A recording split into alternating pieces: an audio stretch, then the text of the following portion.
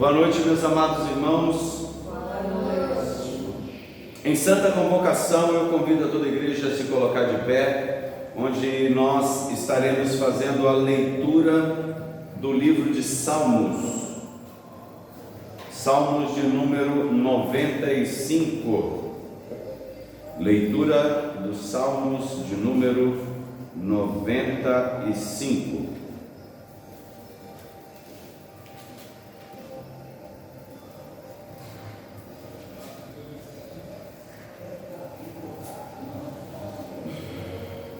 Louvado seja Deus nesse dia do Senhor, no nosso culto solene, onde nós coroaremos ao Senhor, salmodiando, cantando, orando e ministrando a palavra do Senhor.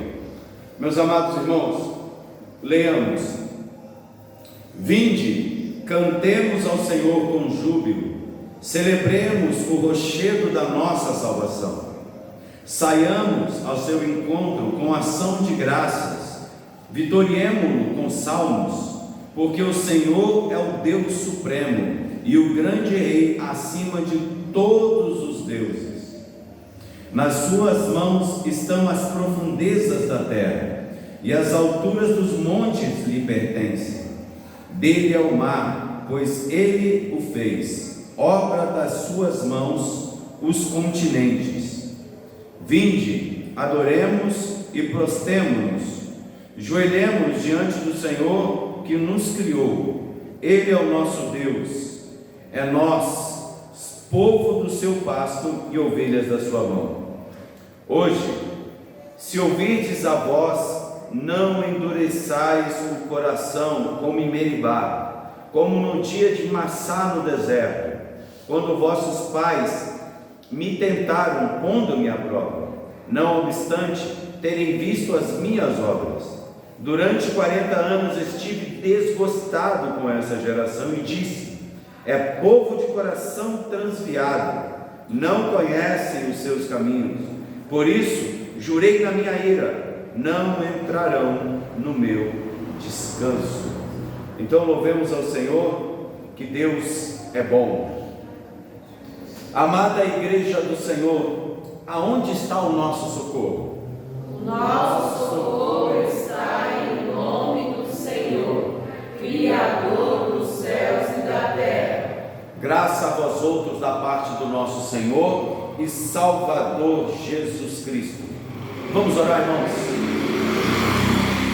Pai Santo, Pai bendito, na tua presença nós nos colocamos. Pai, esse culto, Senhor Jesus, que faremos a Ti esta noite, é segundo a Tua vontade, segundo os Teus critérios, sem imaginações humanas, sem invencionice dos nossos corações, mas tão somente tudo quanto o Senhor pediu para que assim o culto seja. Louvaremos, Senhor Jesus, o Teu nome, cantaremos louvores a Ti, intercederemos uns pelos outros, confessaremos as nossas transgressões e, acima de tudo, ministraremos a Tua santa e bendita palavra, meu Pai. Pedimos que o Deus Espírito Santo venha estar conosco nesta noite, e que o Senhor possa permear os nossos corações, a nossa mente, o nosso sentimento, que o Senhor toque todas as partes de nossa vida, não só a nós, Senhor Jesus, mas todos quantos ouvirão e verão, Senhor Jesus, esse culto. Que o Senhor possa alcançar a todos em misericórdia, em graça, que a cada dia possamos contemplar as Tuas verdades. Dai-nos um espírito agradecido, Senhor Jesus, um coração aquecido pelo Teu Espírito Santo, e que possamos encontrar paz, vicissitude, Senhor Jesus, que sejamos profícuos em tudo aquilo que fazemos em Teu nome, Pai. Louvado seja, te pedimos, esteja conosco nos méritos do nosso Senhor e Salvador Jesus Cristo. Amém. Louvado seja o nosso Senhor.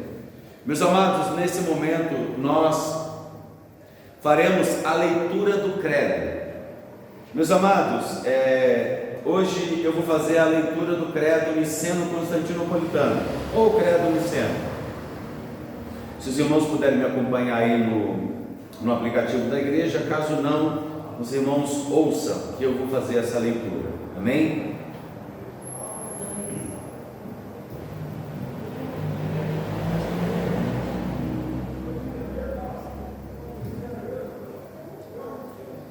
Credo niceno. Mais uma vez, aqueles que ouvirão a nós, o credo significa o que cremos. Esse é o resumo da fé ortodoxa desde os primeiros séculos.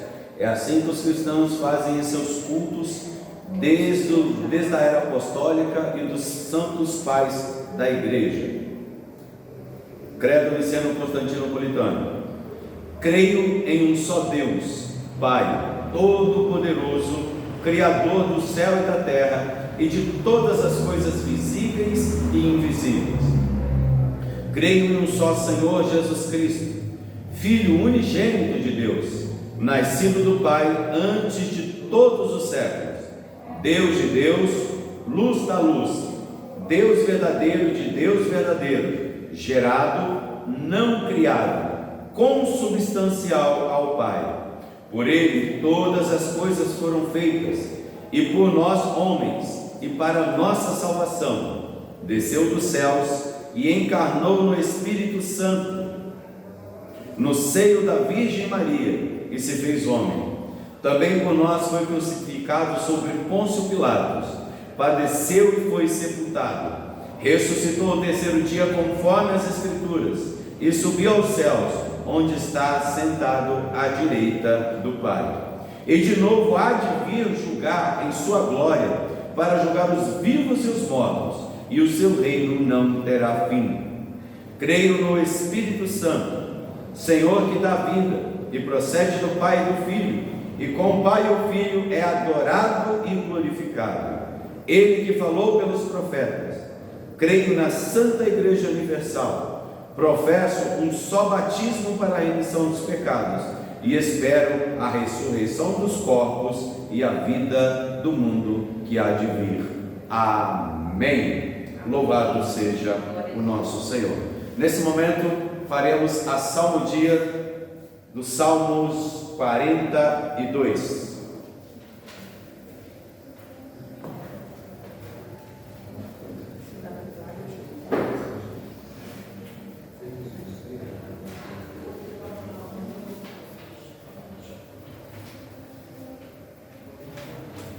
Eu já tenho aqui já. Tá bom.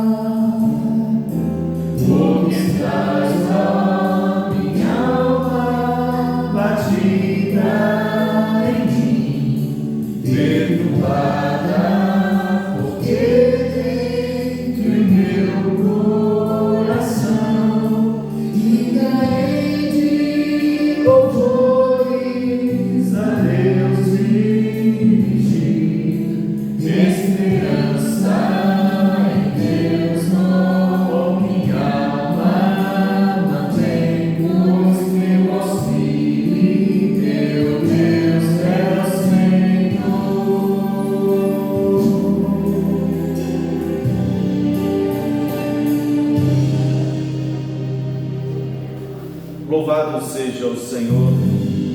Meus amigos, convido a cantarmos o nosso hinário, louvor de número 113, do nosso hinário, louvor 113.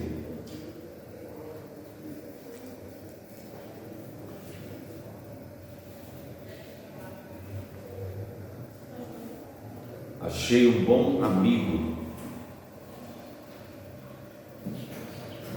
Nosso hinário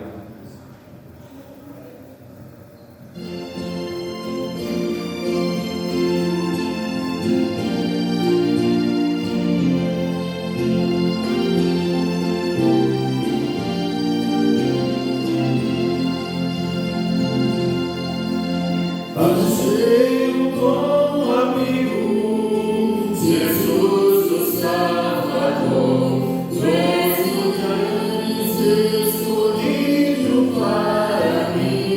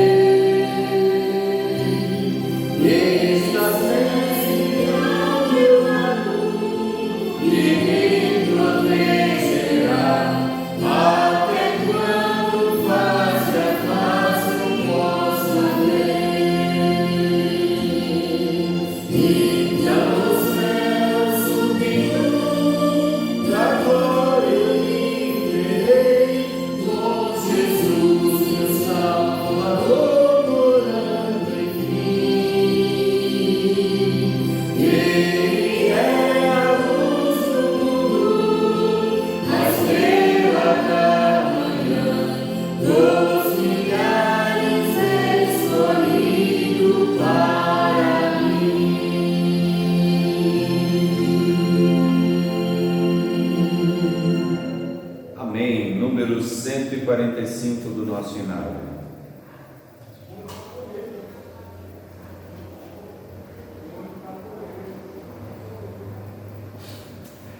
Número 145, refúgio verdadeiro.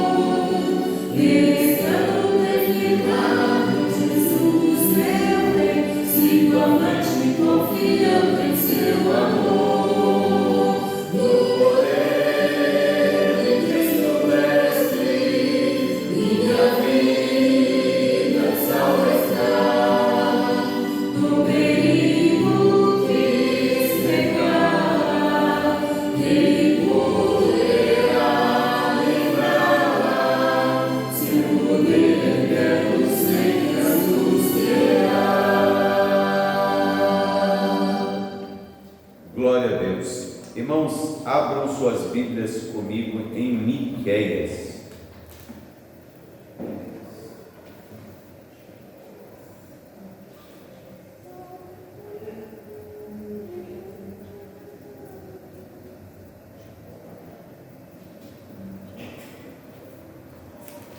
Profeta menor, logo depois de Jonas ali, você vai encontrar Miqueias. 7. Miqueias, capítulo 7, de 18 a 20.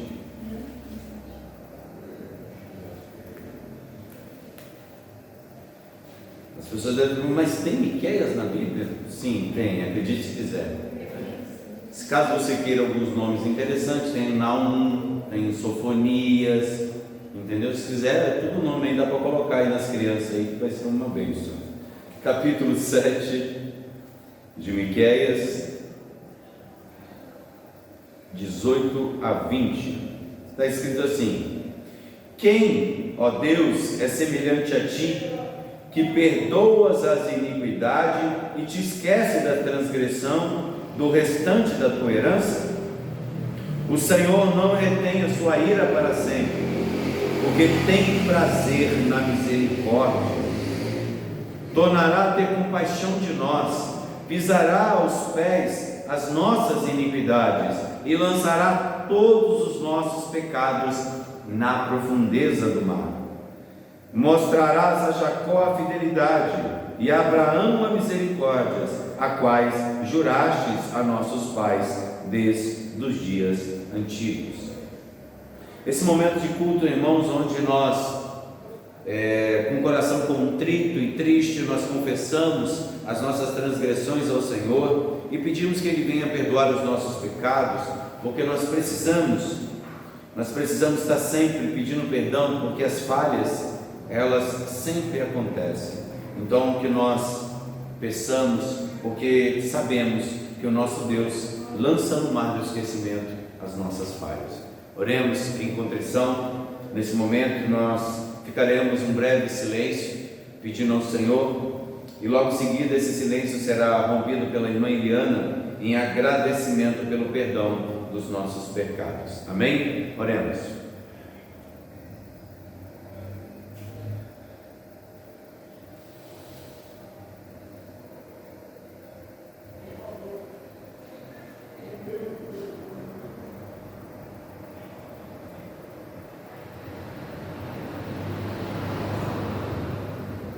Senhor Deus, meu Pai, graças te damos, que estamos aqui, Pai, em tua presença mais uma vez. Sim, Senhor. Para te adorar, Senhor, e oferecer culto a ti, Deus. Nós somos gratos porque o Senhor tem cuidado de nós e pela sua rica misericórdia e o teu chamado sobre nossas vidas. O Senhor tem, ó Pai, perdoado os nossos pecados. Senhor, com o teu sangue carmesim, o Senhor derramado ali na cruz, Pai. O Senhor levou todas as nossas culpas, todas as nossas enfermidades, tudo aquilo, Pai, que, Senhor, não teríamos como pagar, mas pela tua misericórdia, pelo teu amor infinito, o qual nos amou primeiro e nos chamaste, Pai, para a tua maravilhosa luz. Senhor, nesta hora, Pai, sabemos, Senhor, que temos nossas falhas, nossas dificuldades e que estamos, Senhor, caminhando porque tu és aquele que nos corrige, tu és aquele, Pai, que nos ama, um Deus amoroso, Sim, que corrige aquele quem tu ama. Sim. Então, Pai, nesta hora, Deus, prepara, Senhor, caminhos bons para nós. E, Pai, tira-nos dos caminhos ruins, mostra, Pai, se há em nós caminhos ruins, para que, através do teu Espírito Santo, Deus, nós possamos caminhar para a tua fidelidade, Senhor, para a tua santidade, a qual, Senhor, tem chamado essa igreja para buscar a santidade a ti, Deus. Então, Senhor, como igreja, Pai, nós agradecemos, porque, Senhor, tem feito isso conosco, Pai, e nós vemos as tuas maravilhas em nossas vidas. Muito obrigado, Senhor, nos méritos do Senhor Jesus Cristo. Amém. Amém. Louvado seja o Senhor. Vamos louvar o Senhor?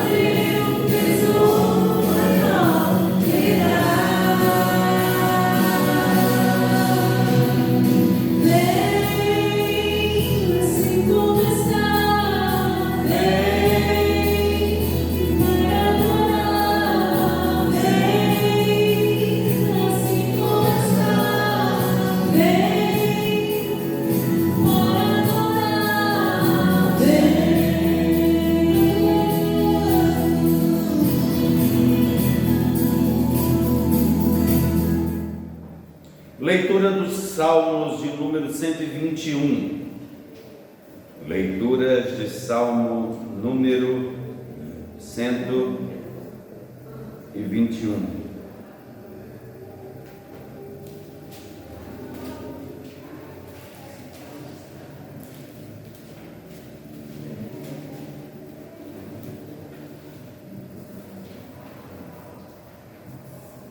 Bem conhecido o Salmo de número 121. Elevo os olhos para o monte, de onde me virá o socorro? O meu socorro vem do Senhor, que fez o céu e a terra. Ele não permitirá que os teus pés vacilem, não dormitará aquele que te guarda. É certo que não dormita, nem dorme o guarda de Israel. O Senhor é quem te guarda. O Senhor é a tua sombra à tua direita. De dia não te molestará o sol, nem de noite a lua. O Senhor te guardará de todo mal, guardará a tua alma. O Senhor guardará a tua saída e a tua entrada, desde agora e para sempre. Nesse momento, meus amados, é um momento de intercessão, onde nós oramos pelos nossos. Então, irmãos, eu quero que os irmãos coloquem em oração, continuando a vida do Marco aqui de cima, e da sua esposa Roseli, e dos seus familiares, colocar a vida do Wellington e da Daniela e as crianças também em orações, que eles estão nesse momento, acho que em Santa Catarina, se eu não me engano, e que Deus possa estar guardando eles em viagem, guardando sempre também o irmão Fábio, orando pelas mulheres da igreja, né? Tanto a irmã Duda, quanto a irmã Daniela também, que tem esse problema de coluna, que Deus possa ter misericórdia, orando sempre pela família do pastor, pela filha do pastor, os netos, todo mundo, orando pela minha sogra, sempre aí lembrando da irmã Magnólia em suas orações. Então, todos os netos, todos os filhos aí que vocês puderem lembrar. Mais algum pedido específico de oração, meus amados? Orando pela nossa cidade, orando pela nossa igreja, sempre lembrando dos seus pastores e do seu pastor em oração. Qualquer oração que vocês fizerem, lembre do pastor. Vai agradecer uma comida, Deus abençoe o pastor lá. Entendeu? Que Deus continue, que eu também preciso da bênção dos irmãos. Tá bom? Então vamos orar? Alguém quer se manifestar com pedido? Não, né? Então, cálice agora, não fale agora, o cálice para sempre. Vamos orar? Pai Santo, Pai bendito, na Tua presença nós nos colocamos. Pai, nós apresentamos aqui, Senhor, todos os nossos pedidos de oração. Eu peço, Senhor, que o Senhor vá alcançar com o Teu Espírito Santo a cada um desses, Senhor Jesus, que foi aqui mencionado. Que o Senhor traga vigor, que o Senhor traga saúde, que o Senhor proteja, Senhor Jesus, dos assaltantes, Senhor Jesus, das adversidades da vida, dos acidentes, Senhor. Seja um escudo, seja um broquel, Senhor Jesus, dessas pessoas. Abençoe a cada um desses irmãos que foram citados. Recupera, Senhor Jesus, a saúde para o Teu ministério, Senhor Jesus, para que a cada dia, Senhor, seja confirmada as Tuas bênçãos, Senhor Jesus, sobre a vida de cada uma dessas pessoas. Pai, oramos por esta igreja, Senhor, a Igreja Reformada Viva em Suzano, Pai. Que o Senhor possa abençoar todas as igrejas reformadas do Brasil, que têm feito um trabalho, Senhor, honesto, digno diante de Ti, Senhor Jesus, com o propósito de proclamar o Seu Evangelho na íntegra e pela verdade, Pai. Abençoe todos os ministros, Senhor, todos os reverendos e presbíteros e pastores que se colocam, Senhor Jesus, na frente do Teu trabalho. Oramos, Senhor Jesus, por essa igreja exclusivamente, que o Senhor venha, Senhor, enviar para cá aqueles que hão de ser salvos, Senhor, que a cada dia o Senhor possa tocar no coração, Senhor, que o Senhor possa povoar essa igreja de filhos, Senhor.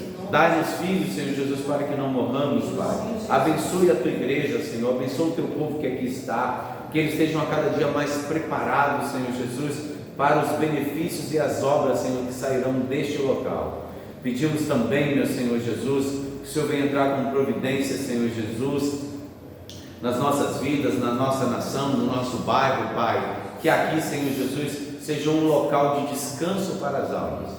Pedimos, meu Pai, que o Senhor continue conosco, abençoando essa nação, abençoando todos os crentes, Senhor Jesus, todos aqueles que têm colocado sua vida em risco, Senhor Jesus, para a pregação do Teu Evangelho, das Tuas verdades. Pai, ofereça conforto àqueles, Senhor, que em momentos de dificuldades não sabem para onde correr. Ofereça, Senhor Jesus, a cada dia força, Pai, para vencer as limitações e as lutas cotidianas, Pai. Firma os nossos pés na Tua palavra e nos abençoa. É o que te pedimos nos méritos do nosso Senhor e Salvador Jesus Cristo. Amém. Louvemos ao Senhor.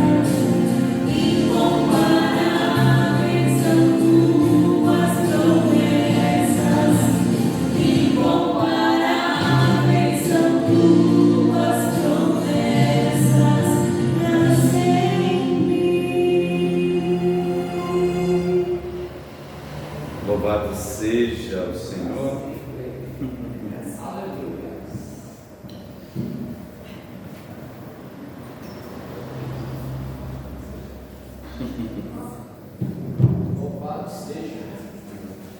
Parece que o pastor está de olho nas músicas, é isso? Meus amados irmãos, eu convido agora a cada um preparar o seu coração, porque nesse momento, exclusivamente, nós estaremos fazendo a ministração da palavra esta noite.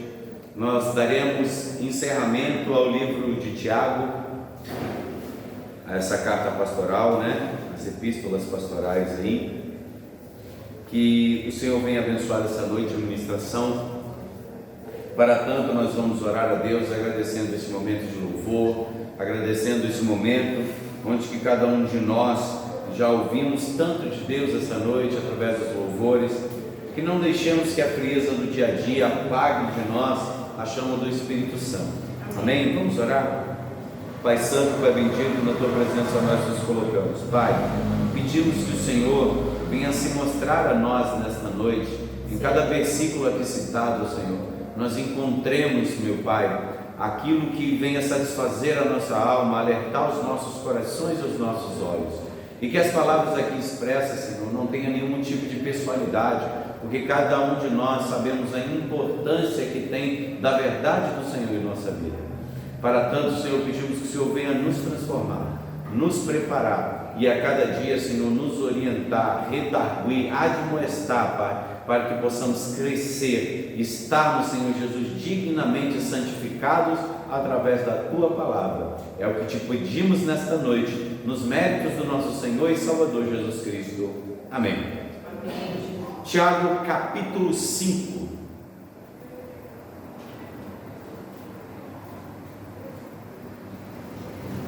Essa epístola de Tiago, nós já falamos bastante a respeito disso.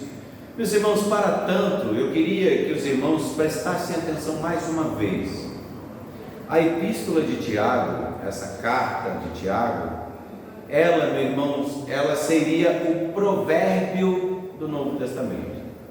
E as suas máximas é baseada nos sermões de Cristo, principalmente no Sermão da Montanha, na oração do Pai Nosso, e também no livro de Provérbios propriamente dito, do capítulo 1 ao capítulo 9.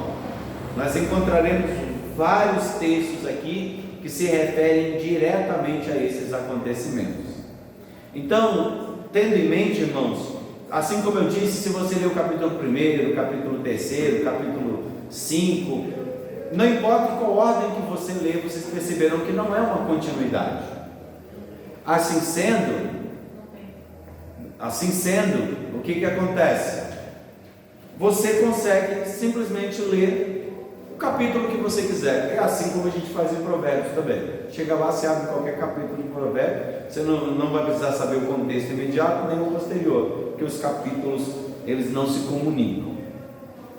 Esse capítulo 5 aqui, irmãos, ele tem muitas informações que são extremamente necessárias. Nós falaremos aqui de vários assuntos que estão inseridos no livro. Irmãos, o livro de Tiago é autoexplicativo. Talvez aí a sua tradução bíblica ela não forneça todas as informações, mas é bem provável que nós questionaremos algumas coisas aqui e nós vamos aprender juntos.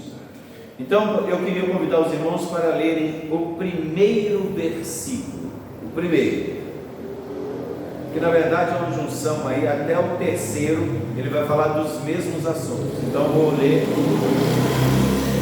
de 1 a 3. Atendei agora, ricos, chorai, lamentando por causa das vossas desventuras que vos sobrevirão. As vossas riquezas estão corruptas e as vossas roupagens comidas de traça. O vosso ouro e a vossa prata foram gastos de ferrugem, e a sua ferrugem há de ser por testemunho contra vós mesmos, e há de devorar como fogo as vossas carnes, tesouros acumulastes nos últimos dias. Engraçado que vocês percebem que há sempre uma admoestação para o rico, né? Eu não sei se vocês percebem, tanto o Evangelho de Lucas quanto os outros Evangelhos, e agora também no livro de Tiago, parece que tem sempre uma exortação ao rico. As pessoas não podem entender que a riqueza, ela é algo de ruim por si só. A riqueza nunca foi um problema, na verdade a riqueza é um dom. E como estávamos hoje conversando na escola catequética, a riqueza, ela é extremamente positiva quando você entende que ela é um dom de Deus. E se ela é um dom de Deus, ela deve ser usada em benefício da igreja. Então aquele que tem muito, ele tem a possibilidade de abençoar a muitos. E abençoar os outros irmãos é um exercício também de adoração a Deus. Por quê? Por que existe oferta? Por que existia dízimo no Antigo Testamento? Era para arrancar Mamon do coração das pessoas. Mamon é a referência para o Deus do dinheiro. Porque o dinheiro, irmãos, ele se torna um Deus na vida das pessoas. Então a pessoa, ela não tem dificuldade de muitas coisas, mas no que se trata das questões financeiras, é sempre uma dificuldade você contribuir com o próximo.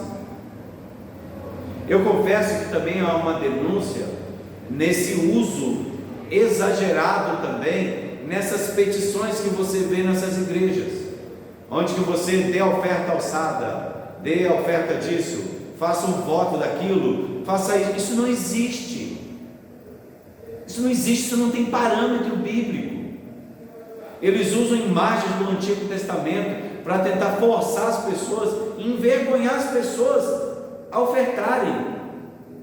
A oferta não é assim. Ela é de todo o coração, segundo Deus propõe. Ela serve como antídoto contra a idolatria, porque segurar, reter as bênçãos de Deus é idolatria. Então, nesse momento aqui no capítulo 1, está falando sobre a idolatria ao dinheiro. O julgamento aqui não é a respeito do rico, mas é a respeito de como que o dinheiro se torna o senhor dessas pessoas. E a confiança no dinheiro define toda a sua fé. Às vezes ele vai até para a igreja, às vezes ele até ora, às vezes ele até educa os seus filhos com uma educação cristã honesta, mas toda a sua confiança está depositada na sua segurança financeira. Isso é idolatria. Por isso que o Senhor, Ele quando dá o dom da prosperidade a alguém, essa pessoa deve exercer amor aos seus irmãos. Não é a igreja, não é para a igreja dar dinheiro para pastor ficar rico, andando de carro de 1 milhão, não é isso. A Bíblia ensina que os pastores devem viver com dignidade, ao mesmo tempo que ensina que também não é para tapar a boca do burro, do boi que debulha, que o pastor também ele tem que ter honra dobrada, ele tem que ter benefícios dobrados, porque ele é um trabalho árduo cuidar dos seus. Mas irmãos, qualquer ministro, qualquer pessoa que se intitula pastor, que tem uma vida sem modéstia, essa pessoa ela não é mais pastor, ela é ladrão, ela rouba a tua igreja. Se aquilo que for aplicado à igreja está sendo de uso exclusivo pessoal do pastor, ele é ladrão. A Didaquê, um documento do primeiro século para o segundo século, ele te dá essa instrução. A Didaquê é conhecido como a instrução dos 12. Ele fala que qualquer profeta que se aproveitar de qualquer pessoa, bota para fora, porque ele é enganador, ele é lobo devorador. Então essas igrejas que fazem campanhas, que pedem dinheiro, que tentam tirar das pessoas, esses não são legítimos ministros de Deus. Se você estiver passando por isso, se você conhecer alguma igreja que é assim, fuja dela. Igreja que tem proeminência no templo e não nas pessoas, fuja desse lugar. Esse lugar é de devorador. A palavra de Deus, ela nos chamou não para construir castelos, mas para construir reinos. Ah, pastor, mas eu quero um ar-condicionado. Essa não é a prioridade. Você passa 2 horas da tua vida aqui, será que você não consegue sentir calor? A pergunta que eu faço: será que a conta do irmãozinho que não tem dinheiro na igreja está paga? A conta de luz dele? Será que ele tem um arroz para comer, uma carnezinha para comer? Ele tem. Por que eu vou pagar 20 mil reais no ar-condicionado se eu posso beneficiar o irmão da igreja, atender uma necessidade? Se você tem uma igreja que prioriza o templo e não os irmãos, essa igreja é uma igreja enganadora. E aqui tem uma resposta muito linda para ela: atendei agora a ricos, chorai e lamentai por causa das vossas desventuras que vos sobrevirão. Aquele que confia no Senhor, lembre-se de aquele que confia no seu dinheiro, lembre-se de uma coisa: há uma sentença para você. O seu dinheiro, ele vai ser, olha só, verso 2: as vossas riquezas estão corruptas. Em outras palavras, as suas riquezas, ela aos seus olhos são riquezas, mas aos olhos de Deus ela é corrupção. Vocês percebem que parece que aquele quanto mais dinheiro tem, mais ele quer. Ele paga 10 mil para comprar uma tinta e não quer pagar R$1.000 para o pintor pintar, porque ele acha que o dinheiro tem valor, mas a pessoa que está trabalhando não. Então, vocês percebem que as riquezas são corruptas, as suas roupagens, irmãos, nessa época, as vestes, a roupa era sinal de riqueza também. Aqueles que tinham roupas coloridas, ou que tinham mais de uma túnica, por isso que Jesus fala, né, que ele tiver 2 túnicas, dá uma. Por quê? Porque às vezes a casa da pessoa era só uma roupa, e essas túnicas representavam segurança. Então as pessoas com suas roupagens, ela está falando, o rico que acha que isso é importante, você vê assim, mas o Senhor vê ela comida de traças. A sua roupa ser comida de traça era um sinal de que Deus estava te abençoando, porque a única coisa que você tem, Deus ainda está te dando. E ele fala que o vosso ouro e a vossa prata foram gastos de ferrugem. Irmãos, vocês já viram ouro enferrujar? Vocês já viram prata enferrujar? É porque eles não enferrujam, por isso que eles nunca viram. Mas aqui, ela está sendo corroída pela ganância e pela idolatria às riquezas. Você deve estar pensando assim, mas pelo menos, graças a Deus, eu não sou rico mesmo, eu nunca vou passar por esse problema. Lê do engano. Lê do engano. As pessoas mais orgulhosas que eu já conheci na minha vida não ganhavam um salário mínimo. As pessoas mais soberbas que eu já conheci na minha vida eram analfabetas. Irmãos, pobreza, falta de instrução não é humildade.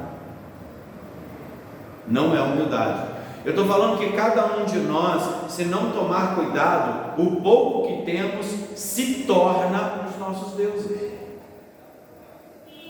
Por isso que tanto aquele que pouco tem, quanto aquele que muito tem, eles devem contribuir proporcionalmente. Eu lembro o apóstolo Paulo escrevendo na carta de Coríntios, ele falou assim, o pessoal daqui que não tem nada, absolutamente nada, eles estão dando muito além das suas posses. Agora vocês que foram tão prontamente se manifestando em oferecer, cumpra pelo menos aquilo que vocês cumpriram. Porque a igreja de Coríntios falou que a dar não deu nada. Os da Calcedônia que não tinham nada, deram tudo além do que podiam, e eles não tinham nada. E aquela igreja que gozava de riqueza, de luxo, não deu nada. E você vai perceber, irmãos, que as igrejas, essas pessoas que infelizmente usam da fé da pessoa para tirar o dinheiro dela, as pessoas que mais contribuem são as pessoas que menos têm. Elas queimam o seu 50, 100 reais na fogueira santa, ela compra uma vassoura para varrer o pecado de dentro de casa, ela compra o óleo ungido para passar nas portas, elas fazem votos. Essas pessoas, elas se prendem, elas se desprendem de seu dinheiro na intenção de agradar a Deus, mas na verdade ela está sendo roubada por esses corruptos. esses ladrões em cima do púlpito, travestidos de pastores.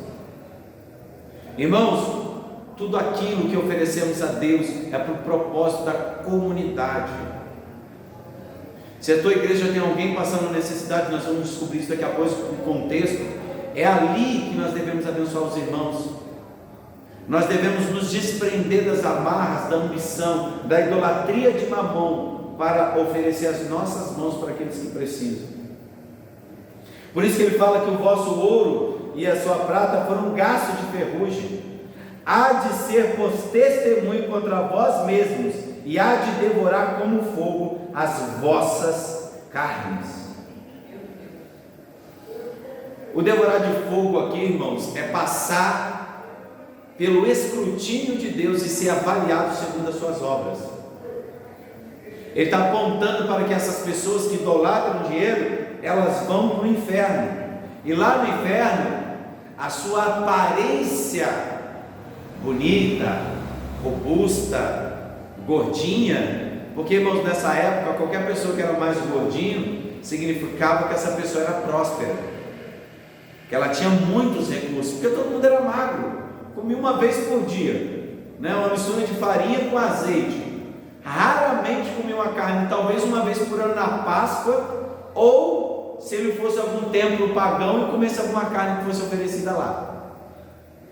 Por isso que o apóstolo Paulo briga tanto a respeito disso, lá que a gente, quando a gente lê em Coríntios 14, ou seja, a única vez que alguém ia comer carne, ou era uma vez por ano, quando ele tinha que sacrificar no templo, e ele comia junto com o sacerdote, ia ser a única vez que ele ia comer carne, uma vez por ano, ou se ele se assentasse na mesa dos pagãos para comer. Isso ia ficar difícil, por isso que era tão difícil ser crente nessa época. Poxa vida, eu podia ir ali no templo ali comer um pedacinho de carne, mas eu vou ter que comer farinha, porque afinal de contas eu sou devoto de Cristo. Então havia muitas dificuldades, e essas pessoas tinham aparências bonitas, né? Porque comiam bem, se vestiam bem, mas o próprio Senhor adverte através de Tiago, meu irmão de Cristo: a carne de vocês serão comidas. Isso tudo que vocês aparentemente representam vai ser comido. E essa é uma advertência. Ele fala: atendei agora a ricos e chorai lamentando. Ou seja, de quem que ele está lembrando aqui, irmãos? O que eu acabei de fazer na introdução para os irmãos? O que esses 3 versículos estão lembrando? De uma parábola de Cristo, onde ele apresenta Lázaro e o rico. Então Lázaro e o rico está sendo representado nesses 3 versículos. Por isso que eu nem trouxe meu notebook, tá, irmãos? Porque eu anoto todas essas coisas, você imaginou, né? Então cada parte aqui vai dar uma parábola, então nós vamos ficar aqui 3 dias e 3 noites pregando, né? Não vai dar, ou senão vou ter que pegar só 3 versículos daqui. Então nós temos aqui, nesses 3 versículos, sintetizado a parábola do rico e o Lázaro. Qual foi o resultado, irmãos? Todos conhecemos essa história. O pobre miserável Lázaro agora estava onde? Nos braços de Abraão. E aonde estava o rico? No inferno. E lá ele lamentava, lá ele chorava, lá ele se arrependia e pedia: me dá mais uma chance. Só que essa chance não vai ser dada. Por isso, lamentar e chorar esse rico. Vocês têm que lamentar por isso. Ou seja, vocês podem mudar de vida. Verso 4: eis que o salário dos trabalhadores que ceifaram, talvez a Bíblia de vocês falam que os jornaleiros, né? Não sei se a tradução de vocês estão assim. Trabalhadores também, né? Então está aqui no verso 4: eis que o salário dos trabalhadores que ceifaram os vossos campos, e que por vós foi retido com fraude, está clamando, e os clamores dos ceifeiros penetraram até os ouvidos do Senhor dos Exércitos. Existia, meus irmãos, uma espécie de consórcio, né? A gente chama de arrendamento de terra. Meu avô viveu assim por muito tempo, meu bisavô. Ele arrendava uma fazenda, e o que ele conseguia produzir na fazenda, uma parte ficava com o dono da fazenda e a outra parte ficava com o meu avô, o meu bisavô. Então todo o fruto do trabalho dele, metade ia, se ele plantava milho, metade ia, se ele plantava arroz, metade ia para lá. Só que qual que era o problema aqui? Os senhores fraudavam, ou seja, cobravam pela água, cobravam pela comida enquanto eles estavam lá, e quando os trabalhadores iam ter a sua parte, ela foi quase toda retida, e o trabalhador trabalhava praticamente de graça para essas pessoas. Eles não tinham compaixão dos trabalhadores, dos jornaleiros. Então, esses homens usavam de abuso para com os pobres, se aproveitavam dos necessitados. Irmãos, quando a gente fala aqui de aproveitamento aqui, não é numa escala industrial onde você trabalha por um salário, não tem nada a ver com isso. Lá era comida, tirava o direito do pobre de comer. O pobre não tinha celular para ele comprar iPhone 14, igual o pessoal que não tem nem reboco na parede, mas teve iPhone 14, dá para comprar quase meio terreno. Não era isso. As pessoas não eram tão estúpidas nessa época. As pessoas eram mais inteligentes porque elas precisavam comer. Elas não tinham uma vida para tentar impressionar o outro fazendeiro. Elas buscavam suas necessidades básicas. E o que acontece? Que os ricos estavam tirando o direito dessas pessoas. Então o salário de trabalhadores que ceifaram vossos campos e que por vós foi retido com fraude, está clamando. Entenda, ninguém que se aproveita do pobre sai ileso. A pessoa que tem funcionário, a pessoa que dá trabalho para os outros, aquele que não dá dignidade àquele que trabalha, não se preocupe com isso. Por quê? Porque essa desonestidade está clamando e Deus vai cobrar isso. Tem gente que acha que crente ser fácil. Não é, gente. Deus tem uma palavra para cada um em seu contexto social. E a palavra aqui é: você que tem defraudado o pobre, fique atento, porque o Senhor vai cobrar de você. E os clamores dos ceifeiros penetram até os ouvidos do Senhor dos exércitos. Engraçado que aqui, gente, o Jeová, aqui Yahvé, ele é chamado de Deus dos exércitos. Por quê? Gente, não é um pronome de tratamento simples. Aqui está querendo dizer que Deus está em guerra contra essas pessoas. Por isso que o nome é Senhor dos exércitos. Porque se fosse para curar, esse seria Jeová Rafá, que é o Deus que cura. Ou seja, nesse momento, Deus é aquele Senhor dos exércitos que está marchando contra esse que comete iniquidade contra os seus. Então Deus está marchando para destruir aquelas pessoas que se aproveitam do pobre. Tenha consciência disso. Conversei recentemente com um investidor, uma pessoa que compra casas e vai fazendo casas e vende. Ele tem um negócio muito próspero de venda de casa. E ele conversando comigo, ele falou assim: irmão Cleiton, você sabe quando que eu comecei a prosperar? Quando eu passei a entender que as pessoas que trabalham comigo, elas devem ser pagas honestamente pelo trabalho delas. Eu não passei a ficar me preocupando tanto com essas coisas, e Deus começou a me abençoar. Irmãos, não existe pessoa que cometa fraude contra um pobre que verdadeiramente vai prosperar. Não vai, porque a queda dele é súbita. Quando ele perceber, ele caiu. E olha só, verso 5: tendes vivido regaladamente sobre a terra, tendes vivido nos prazeres, tendes engordado o vosso coração em dia de matança, tende condenados e matado o justo, sem que ele vos faça resistência. Você vê que, olha só, vocês entenderam uma linguagem aqui? que essa pessoa, ela não só está se aproveitando dos benefícios de explorar o pobre. A Bíblia encara que essas pessoas estão comendo a carne do pobre, está engordando com a carne daquilo que nada tem.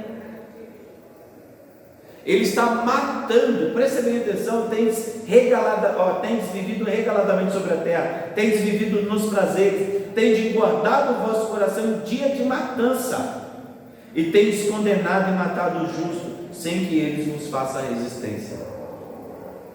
Ou seja, usa do seu poder, usa da sua influência para se aproveitar do pobre. Gente, de novo, eu vou ter que falar da liderança religiosa,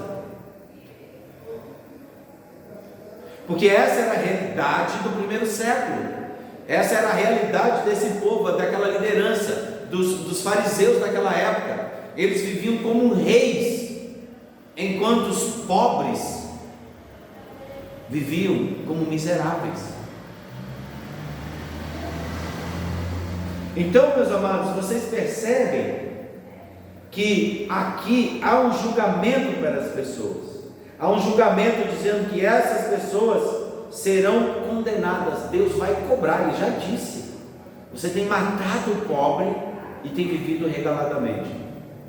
Aí o que Ele fala? Agora no verso 7 o discurso muda, porque nós estamos falando daquele que está sendo usado em benefício do outro. Agora a mudança do diálogo vai para essas pessoas. Olha só: sede, pois, irmãos, pacientes até a vinda do Senhor. Eis que o lavrador aguarda com paciência o precioso fruto da terra, até receber as primeiras e últimas chuvas. Aí está chuvas serôdias e chuvas temporãs, né? As chuvas serôdias e as chuvas temporãs. O que é isso, meus irmãos? Olha só, eu vou repetir: sede, pois, irmãos, pacientes até a vinda do Senhor. Pronto, ele está falando: sede pacientes, irmãos, até a vinda do Senhor. E ele vai usar uma linguagem que todo lavrador conhece. Qual é a linguagem? Eis que o lavrador aguarda com paciência o precioso fruto da terra, até receber as primeiras e as últimas chuvas. Ou seja, as chuvas serôdias e as chuvas temporâneas. O que é isso, irmãos? Isso aqui era o ciclo das águas na plantação. A chuva serôdia, ou as primeiras chuvas, a chuva temporã, era uma chuva que vinha no começo de outubro, no final de outubro. Era o período em que eles plantavam a terra e vinha essa chuva, e essa chuva fazia a terra germinar. Aí o que eles faziam em outubro? Eles esperavam, eles semeavam e esperavam pacientemente até a chuva serôdia, que seria o que? A chuva de final de março. E essa chuva, o que ela fazia? Ela fortificava a planta para que a planta produzisse bastante fruto. Então eles tinham uma paciência entre a primeira e a última chuva. Ou seja, o que ele está convidando, ele fala: assim como vocês confiam no Senhor, que de tempos em tempos Ele água a semente e depois frutifica o fruto, Ele vai fazer isso com vocês também. Então seja paciente no momento de tribulação. Ou seja, lembra aqueles que semeiam chorando, voltarão com certeza cantando com seus molhos. Era essa a ideia, era essa confiança de plantar e esperar o dia da colheita. Engraçado, irmãos, que a colheita serve para todo mundo, para o iníquo e para o justo, mas cada um vai receber a proporção de que plantou. Se você plantou vento, você vai colher tempestade. É impossível, irmãos, vocês plantar jaca e colher abóbora. O fruto é muito específico do trabalho que você tem plantado. E ele continua, de novo, ele chama a paciência de novo, verso 7, sede, pois, irmãos, pacientes. Aí o verso 8: Sede vós também pacientes e fortalecei o vosso coração, pois a vinda do Senhor está próxima. Irmãos, quando eu falo que nós temos uma visão escatológica da vida, é porque nós vivemos como se o Senhor estivesse às portas. Quando eu falo escatologicamente, é o final das coisas. Nós vivemos como se Jesus viesse voltar a qualquer momento. Essa é a vida da noiva. A noiva deve viver como se Jesus estivesse voltando amanhã. Porque se eu perguntar aos irmãos, se o Senhor voltar hoje, qual tipo de relacionamento? Você é uma noiva ataviada, uma noiva que se santifica para o noivo? Essa é a pergunta. Por isso que ele fala assim: irmãos, fortalecei o vosso coração, pois a vinda do Senhor está próxima. Em outras palavras, essas coisas não estão boas, a situação está ruim, vocês estão tendo que ser pacientes. Lembre-se que isso pode acabar a qualquer momento. O Senhor pode vir, e se o Senhor vier, vai ser alegria. Então estejam bem, não se deixem corromper por essas coisas, não se deixem corromper pela maldade, não se deixe corromper pela soberba, não se deixe corromper pela ganância. Por quê? Porque Cristo está às portas e Ele está próximo. E Ele continua: irmãos, não vos queixeis uns dos outros, para não serdes julgados, eis que o juiz está às portas. Provavelmente você está entendendo esse texto errado, é muito provável. Nós estamos falando aqui de direitos sendo tirados uns dos outros.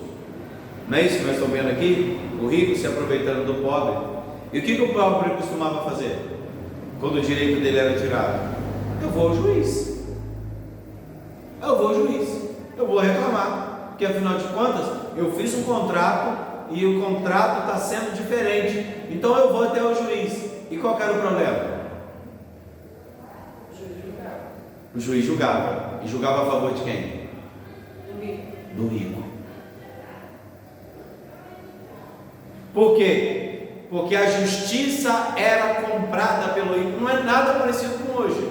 Tá bom, irmãos? Não tem nada a ver com hoje. Não reflete absolutamente nada. Você vê um cara que deu um tiro na cabeça de um policial, e quando ele chega na audiência de custódia, a juíza está perguntando se não está muito frio, se não quer uma blusinha para colocar no assassino, se ele quer tomar um cafezinho quente, será que é um cappuccino? Então o que você está percebendo?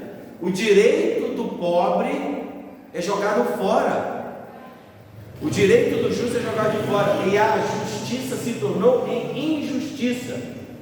Então a paciência está nessa. Quem vai julgar não vai ser o juiz que nós contamos, não vai ser o STF que vai julgar. Quem vai julgar é o reto juiz, e ele está à porta.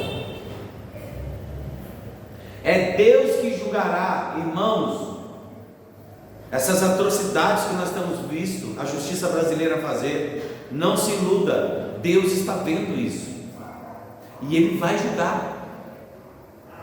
E Ele vai julgar, e nós veremos a justiça de Deus, porque Deus é um Senhor justo, Ele é um reto juiz, e Ele está às suas portas. Ele fala o quê? Irmãos, não vos queixeis um com o outro. Aqui, a queixa aqui é essa, de direitos, levar alguém à justiça. Não faz isso, para vocês não serem julgados. Verso 10, e ele fala assim: por que Ele não quer que vocês julguem uns aos outros? Ele fala: irmãos, tomai por modelo no sofrimento e na paciência, primeiramente os profetas. Ele está falando aqui de Isaías, que foi cerrado ao meio vivo,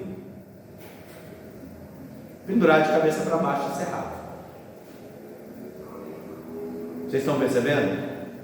E muitos outros profetas que morreram de fome, foram lançados a leões, vários outros profetas. E aqui talvez ele esteja citando até os próprios apóstolos como profetas. Você vê o próprio Estevão também, que foi apedrejado até a morte, uma série de outros acontecimentos. Ele fala: irmão, tem como modelo a paciência dos profetas, e os quais falaram em nome do Senhor. Gente, a profissão de profeta era difícil, porque se você denunciasse um profeta, um rei diretamente, se ele não fosse convertido, facão na cabeça do profeta.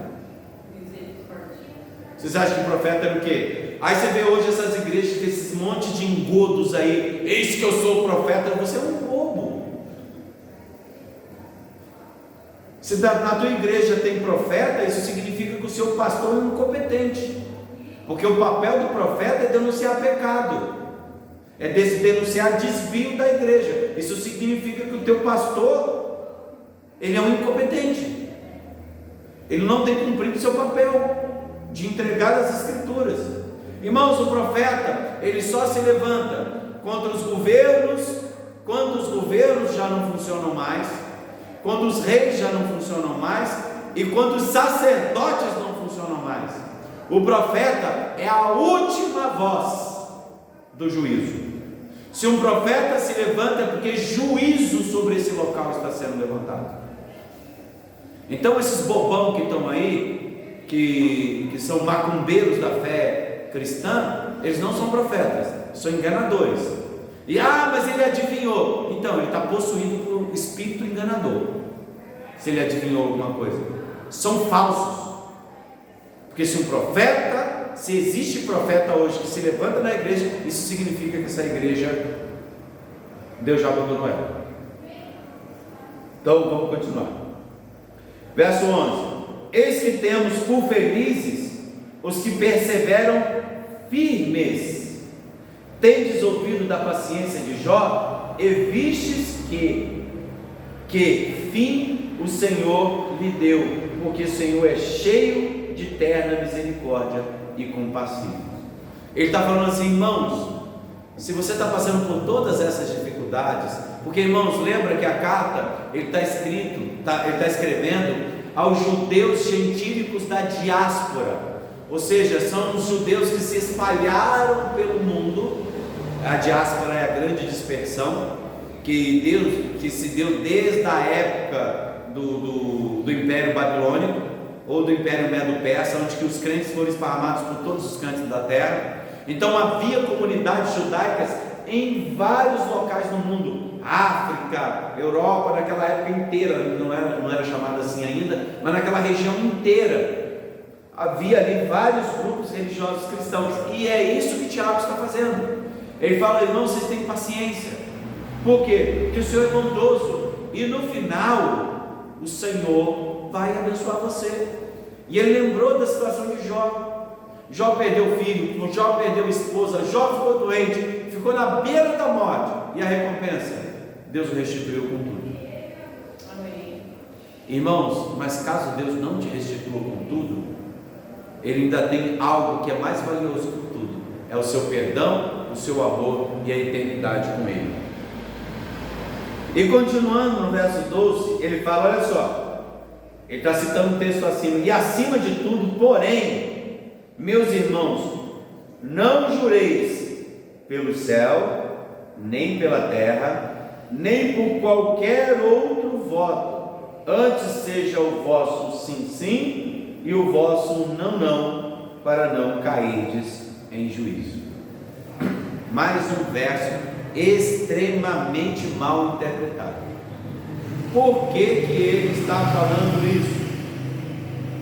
Isso significa que nós não podemos julgar, que para a gente não cair em juízo. Não, a questão não é essa. O juramento aqui, irmãos, ele está dentro do contexto judaico que eu falei de novo, dos judeus helenísticos da diáspora. O que acontecia? Nessa época, todas as vezes que as pessoas iam fazer qualquer acordo comercial, ou qualquer coisa do gênero, ou para se beneficiar, ele falava assim, eu juro. Ele não falava eu juro por Deus, porque eles não eram tão descarados assim, mas ele jurava pela terra, ele jurava pelo céu, ele jurava pelo ouro do templo. Então ele, para embasar uma promessa que certamente eles não iam cumprir, eles juravam por uma coisa que ele não poderia dar essa coisa como garantia da sua promessa. Era tal ponto, se você lesse comigo Mateus 5:37, que ele vai falar assim, o próprio Cristo vai falar assim: ó, vocês criam leis que contradiz a lei de Deus por causa dos seus costumes, e vocês fazem isso como desculpa para tirar benefício. O que ele fala? Você fala assim, ó, na hora de ajudar os seus pais, você fala, isso é corbã. Aí provavelmente vocês nunca nem ouviram falar que diabo é isso de corbã. Irmãos, corbã significa simplesmente sacrifício ou oferta ao Senhor. Então tinham 3 ofertas que eram pacíficas e 2 ofertas que eram oferta de culpa. Ou seja, quando o pai precisava, por exemplo, de terra, ou ele precisava de algum dinheiro, ou se ele precisava de alguma coisa, o que acontecia? Os pais iam até os filhos e falavam assim, ó, estou precisando disso, disso, disso. Ele falava assim, poxa pai, olha, eu até que poderia te ajudar, mas essa terra é corbã.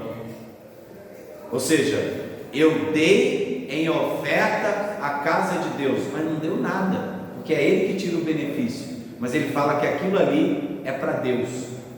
É igual o músico que antigamente vinha na igreja e falava assim, vou consagrar o meu violão a Deus. Aí chegava aqui, sujava ele de óleo, que era o costume antigamente, sujava o instrumento de óleo e pegava aqui. Alguém botava a mão nesse violão para ver. O músico brigava, mas não ofereceu para Deus, então vai ficar aqui, não vai sair daqui. Mas chegava no final do culto, ele pegava e levava para casa. Se ele fosse convidado para tocar em outra igreja para ser pago numa banda, o que acontecia? Ele levava o violão, e depois que ele cansava desse violão, o que ele fazia? Ele vendia o violão. E ele falava que era corbã, ou seja, nunca foi da igreja. É mentira, nunca foi oferecido para a igreja. Então era isso que se fazia. Então quando ele fala para não jurar, significa não use o nome de Deus em vão. Não façam promessas em nome de Deus que você não vai cumprir, porque não é necessário que você faça isso. Promessas foram feitas para ser cumpridas, independente ou não, se você usou o nome de Deus. Então se você faz um voto, corra para cumpri-lo. Irmãos, mais uma vez, voto não é aquele negócio, eu vou dar 20, eu vou dar 30, eu vou dar R$1.000 na igreja. Isso não é voto. Isso não é voto, isso é armadilha de falso pregador, falso pastor, falso campanheiro, para arrancar o seu dinheiro, para ele ficar com a metade e o pastor ficar com a outra metade. Não existe isso na Bíblia, gente. Será coisa do Antigo Testamento, se vai voto com esses malucos? Não, pelo amor de Deus, não se deixe se enganar por essas pessoas, elas não têm nada para te oferecer. Deus não te prometeu nada, você não precisa dar dinheiro nenhum para Deus. Deus não está com a conta negativa lá no céu, não. Ele é o dono do mundo, ele não precisa do seu dinheiro.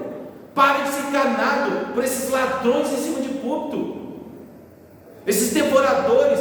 Fala assim, irmão, dá o seu dízimo, que senão o devorador, o cortador, o migrador vai comer o seu dinheiro. O devorador é ele que é o demônio devorador. Ele está em cima do púlpito, ele que é o demônio que devora tudo que vocês conquistam. Largue de ser enganado por esse monte de ladrão na TV, esse monte de ladrão nessas igrejas. Vê se como está a vida de ser abençoado. O cara anda de helicóptero e jatinho, você tem que andar de ônibus. Ele seria homem de Deus se desse um carro para cada um. Aí sim, ele está vivendo de forma digna com o Evangelho, porque o benefício do Evangelho é para a igreja, não é para um iluminado. Oh meu Deus, olha, eu vou te falar. Mas vamos lá, desculpa aí um pouco da revolta. Acima de tudo, porém, irmãos, ou seja, os seus votos são com Deus. Ou seja, acima de tudo, porém, meus irmãos, não jureis nem pelo céu, nem pela terra, nem por qualquer outro voto. Antes, seja vosso sim, sim, e vosso não, não, para não cair sem juízo. Para de prometer coisas Para de jurar coisas que você não vai cumprir. O juízo de Deus vai cair sobre a tua vida. 13. Está alguém entre vós sofrendo? Faça oração. Está alguém alegre? Cante louvores. O que ele está querendo dizer? Se relacionem com as pessoas conforme a necessidade delas. Se a pessoa está triste, chore com ela. Sabe o que acontece, irmãos? Eu acho tão engraçado isso. Tem uma pessoa triste, está passando por um momento de dificuldade na vida, aí a primeira coisa que a pessoa fala, não chora não. Chora sim. Vai, chora. Qual que é o problema? Ixi, é triste mesmo. Não ri, tá? Porque vai ter um momento que isso vai parar. A pessoa perdeu alguém importante, está vivendo um momento de luto, aí chega lá, não chora não, irmã, porque ele está lá no céu. Não, é para chorar mesmo. Chora. Você tem que viver esse momento. Há momento para tudo, inclusive para chorar.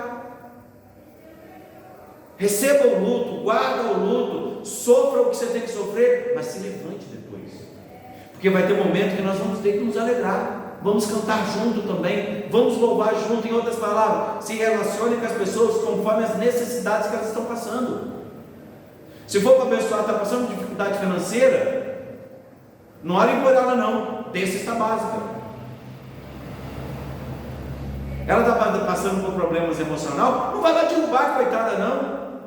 Fui visitar um pastor, ele estava com um problema ele não sabia, mas ele estava com um problema de vitamina B12. O irmão foi visitar ele, que ele não estava conseguindo andar. Aí o irmão deu uma palavra abençoada, pelo visto o senhor vai partir dessa aí mesmo para o céu aleijado, né? Que isso? Jesus do céu, o que é isso? A pessoa que está passando por uma dificuldade, está tendo várias limitações, chega lá, o amaldiçoado dá uma pasada na cabeça do outro e joga para dentro da cova. Então você percebe que aqui a orientação é que vivamos. Se o irmão está passando por necessidade, ajude financeiramente. Se o irmão está passando por tristeza, acompanhe ele nesse momento. Mas é momento também de estimular a alegria na vida dessa pessoa. Então seja ouvido nesse momento, seja ombro nesse momento, que o Senhor vai abençoar a tua vida. Olha só, e ele continua. Olha só. Se alguém está sofrendo, faça oração. Se está alguém alegre, cante louvores. Está alguém entre vós doente? Chame os presbíteros da igreja e estes façam oração por ele, ungindo-o com óleo, em nome do Senhor. E o óleo salvará. Não é o óleo. Vocês estão olhando ali? O que está escrito ali? E a oração da fé salvará o enfermo.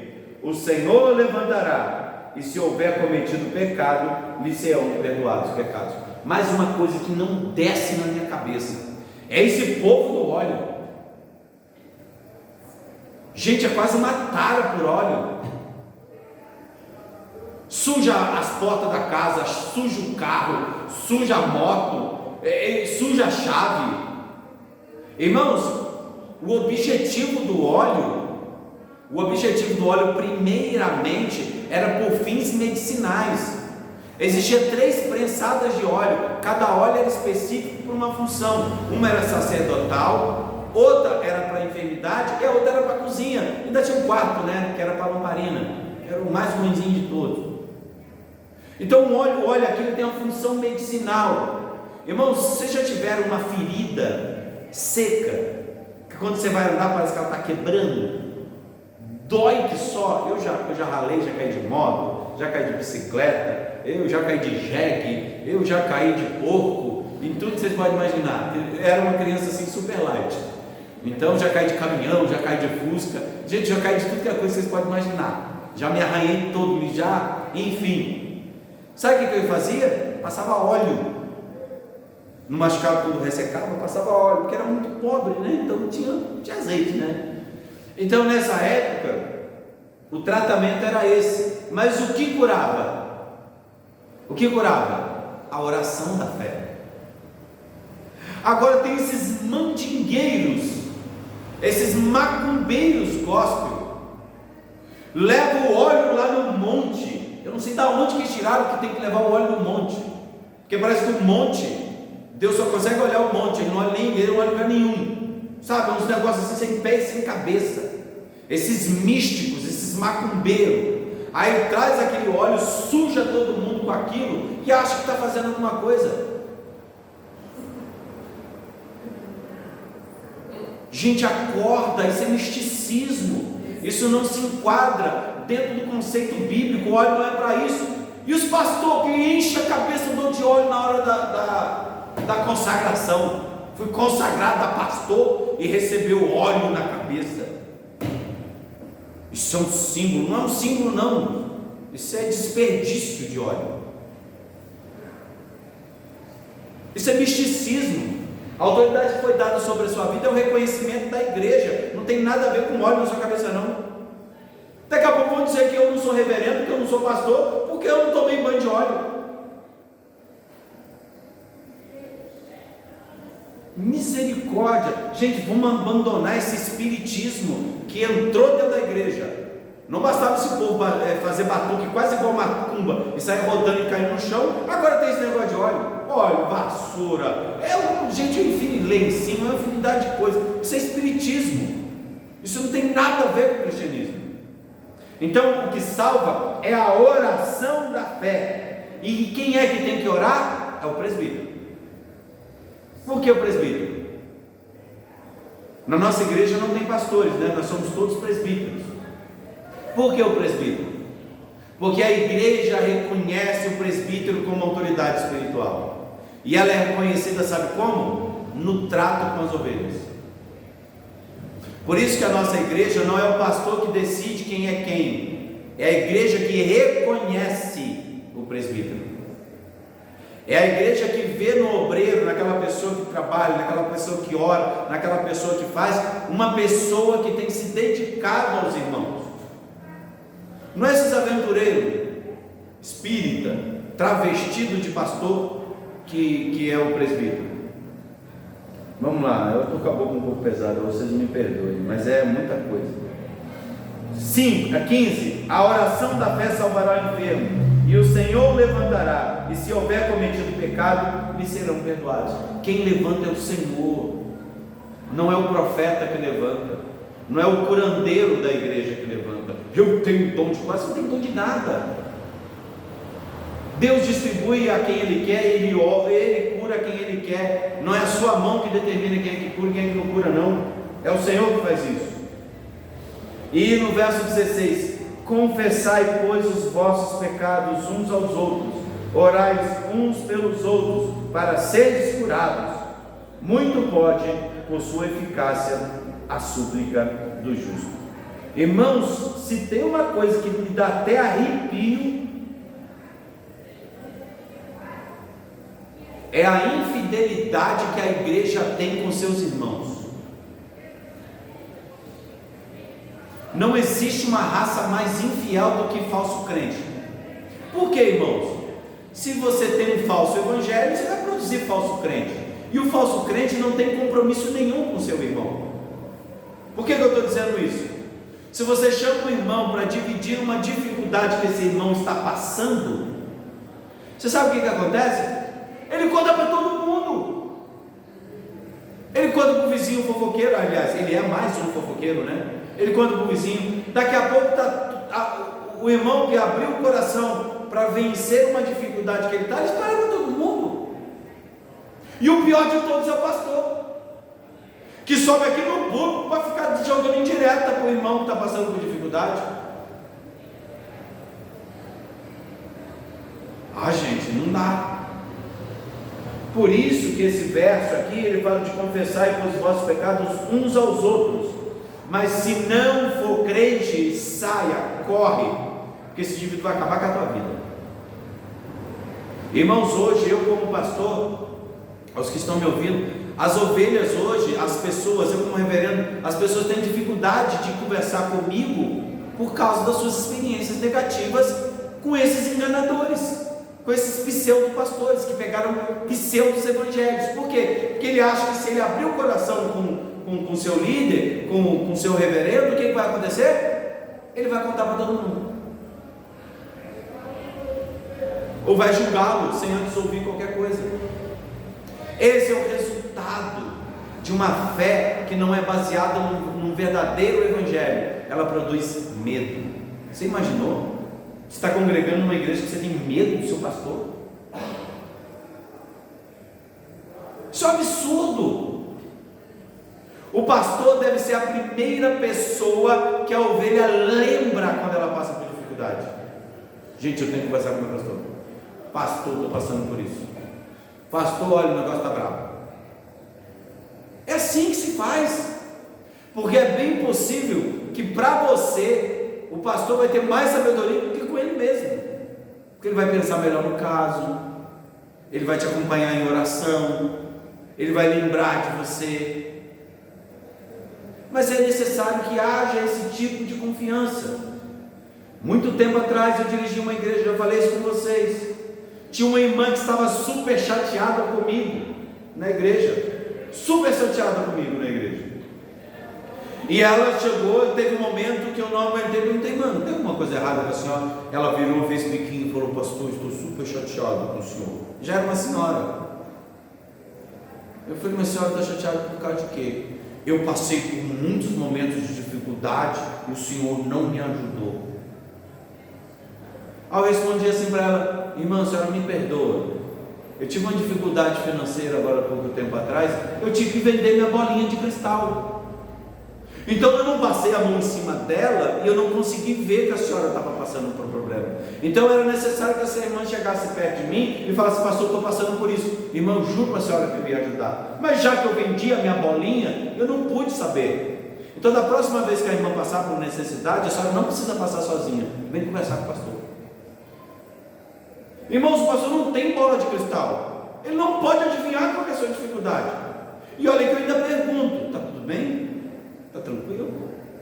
Né? Já que a gente tem essa questão de ser supervisionado, eu estou sempre observando bastante para saber se as coisas estão andando direitinho. Mas irmãos, por incrível que pareça, eu não consegui comprar minha bolinha de cristal de volta. Então vocês vão precisar conversar comigo. Assim sendo, irmãos, então nós temos que entender que a oração do justo pode muito em seus efeitos. Então nós temos que gerar esse ambiente de confiança entre os irmãos, saber que todos nós somos falhos e todos nós dependemos uns dos outros para crescermos. E olha só, ele ainda justifica isso. Ele fala o quê? Das limitações humanas, mas da superioridade de Deus na vida das pessoas. E como que ele faz isso? Ele fala assim, Elias, nós estamos falando de quem, irmãos? Elias, profeta do fogo, aquele que falava e as coisas aconteciam. Elias era um homem semelhante a nós, sujeito aos mesmos sentimentos. Vocês lembram? Elias foi lá, matou 400 soldados de um aqui, mas não sei quantos de outro, mandou vir fogo do céu, deu espadada em todo mundo. Quando a mulher falou, vou pegar esse cabra, e ele fugiu. Sujeito a todos, ele teve medo. Eu não entendi como, porque ele teve medo de Jezabel. Eu não consigo entender até agora. Porque esse homem estava lá no monte, sentando a espada em todo mundo, daqui a pouco estava correndo Jezabel. E no final da corrida, quando a gente acha que ele estava só com medo, ele era mentiroso. Porque ele fez uma oração mentirosa para Deus. Deus, acaba com a minha vida, porque eu não aguento mais. Deus olhou e falou, para de conversa, se você quisesse morrer, ficava lá perto de Jezabel, ela passava a faca em você, já resolveu o problema. Você fugiu para dizer que queria morrer? Então era só fugir para o lado de Jezabel, não fugir para esse lado de cá.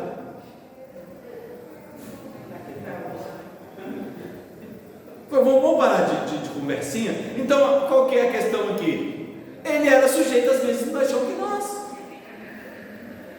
Né? Você vê o pastor é lutador e tal, e tem medo da esposa, né, irmã? Brincadeira, não tem medo. É brincadeira. Mas vocês percebem que na verdade todos nós somos sujeitos às paixões. Ou seja, as paixões aqui, irmãos, são a questão de sentimental. Nós somos sim levados pelos nossos sentimentos, nós temos que ter cuidado com isso. Mas Elias era assim. E você, alecrim dourado, que nasceu no campo sem semear, você acha que você consegue ser melhor do que Elias? jeito as mesmas coisas. Você vai passar por dificuldade e vai ser necessário você buscar auxílio de alguém, ou o pastor, ou qualquer outra pessoa. E ele fala assim: mesmo esse limitado, ele orou com instância, para que não chovesse sobre a terra, e por 3 anos e 6 meses não choveu. Ponto. E ele era só um homem, e ele falou, aconteceu. Vocês também, irmãos, vocês são pessoas simples, confiem na oração, sejam justos, que se vocês falarem, o próprio Deus vai abençoar. Então é isso que nós temos que fazer. E orou de novo, o céu deu chuva, e a terra germinou seus frutos.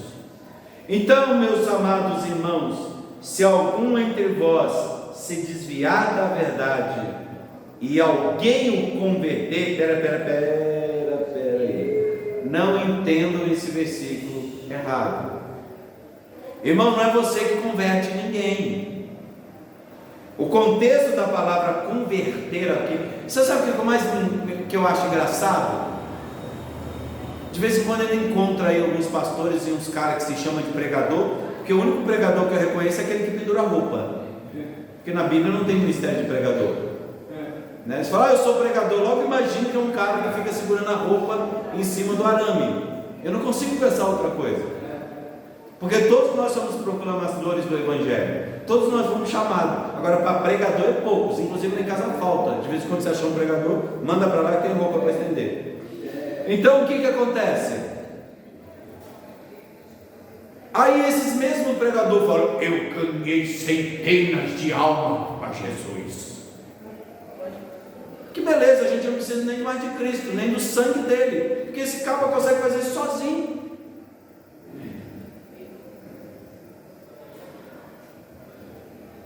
Não é mais o Evangelho que convence as pessoas, é o método, é a pregação emocional desse cara, é as promessas infundadas que Deus fez. Não é isso que está sendo dito aqui. Converter a pessoa significa mudar o seu estado mental.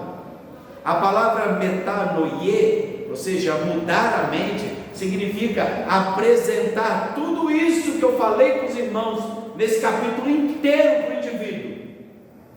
Essa pregação inteira, ela tem por objetivo mudar a sua mente. Eu não vou converter vocês, mas eu vou mudar a forma como vocês veem as coisas. O que eu estou tentando fazer é mudar a forma com que vocês vejam e vejam sobre a perspectiva de Jesus. Irmãos, eu já cansei, na época, muito tempo atrás, onde eu comecei minha vida ministerial, o caboclo foi lá, levantou a mão. Quantos aqui querem aceitar Jesus? 10 aceitou Jesus. Eu nunca mais vi essas pessoas na igreja.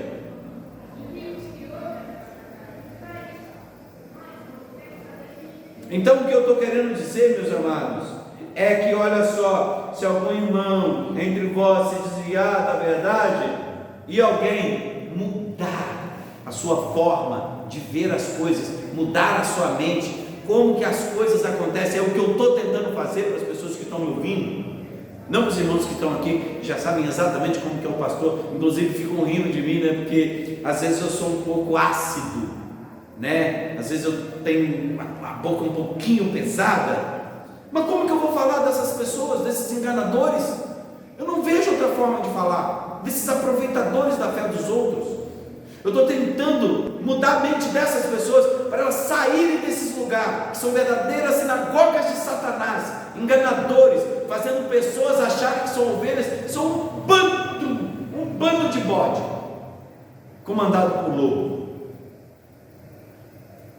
E ele está dizendo assim: sabei que aquele que muda a mente do pecador de seu caminho errado salvará da morte a alma dele e cobrirá multidão de pecados. Ou seja, a partir do momento que você muda a mente dessa pessoa, automaticamente os pecados dessas pessoas são cobertos. Eu sei que nós aprendemos na nossa tradição que quando a gente convence um irmão de que ele está errado, nós vamos amontoar brasas vivas sobre as nossas cabeças. Não é sobre as nossas, É sobre as pessoas que nós estamos falando, não é sobre nós, é sobre as pessoas. Então você vai conduzir essa pessoa ao céu, falando as verdades do Evangelho que são expressas nas Sagradas Escrituras. Então qual que é o papel nosso como ovelhas de Cristo, como membros do reino de Deus, como noiva? É mudar a mente desse Brasil caído. Nunca se ouve tantas conversões, nunca se ouve um país tão corrupto, tão ladrão, tão enganador.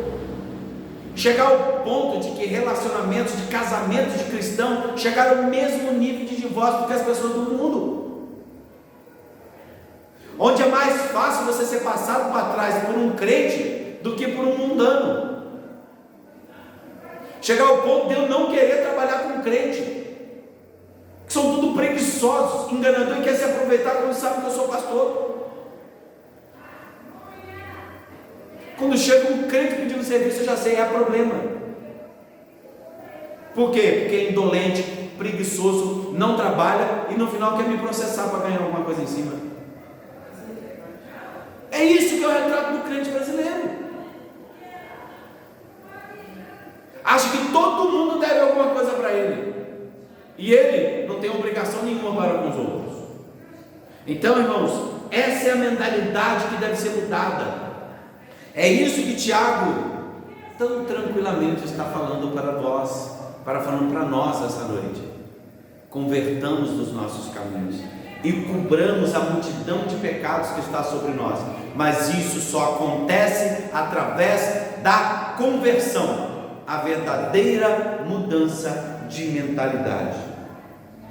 Nessa noite, meus irmãos, eu faço um desafio, não os que estão presentes, mas os que estão ouvindo, de mudar o seu estado mental, de mudar-se dessa falsa religiosidade, buscar um local onde que verdadeiramente o Evangelho é pregado, onde que as suas vidas de fato possam ser transformadas, aonde você possa confiar na sua liderança, você possa confiar nos seus irmãos, onde a pregação do Evangelho é declarada sem meneios, sem vontade de ganhar ninguém. O propósito aqui é conduzir cidadãos para o céu e não produzir falsos crentes enganados e conduzindo eles gostosinho para o inferno. Esse não é o papel dessa igreja, e esse não é o papel do Evangelho. Para tanto, então, convido a igreja para ficar de pé, que nós estaremos encerrando este culto solene nessa noite, sendo gratos, porque Deus tem sido bom para conosco, tem nos ensinado, tem nos admoestado e tem mudado a nossa mente. Nós agradecemos a Deus por tudo isso. Oremos. Pai Santo, Pai bendito, na Tua presença nos colocamos. Sabemos que às vezes a palavra não é tão doce, mas é uma palavra, Senhor, que promove cura para nossas almas. Pai, eu oro por todos esses que estão sendo enganados, Senhor, que vivem nesses locais, Senhor Jesus, onde o Evangelho não é pregado, que o Senhor retire as suas ovelhas de lá, que permita que só os bodes continuem nesse local. Transforme a mente de cada uma dessas pessoas, que o Teu Espírito Santo convença o Senhor do pecado, da justiça e do juízo, e que o Senhor faça cair por terra todos esses enganadores que têm se levantado e usado o Teu Evangelho, Senhor, como motivo para tirar vantagem das pessoas, Pai.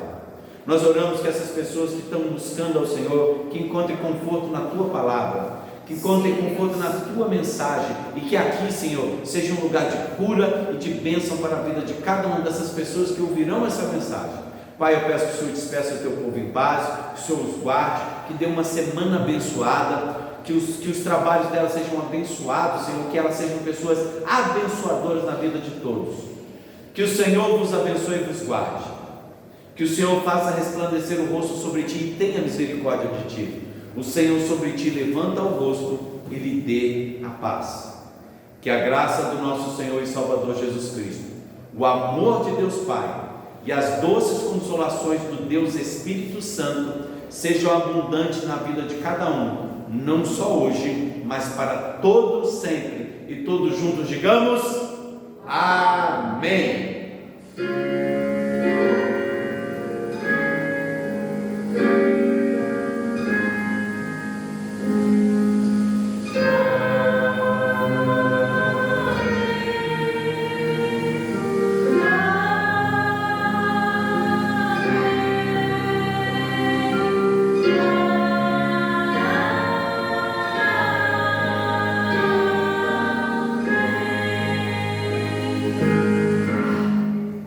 encerrado o culto solene desta noite.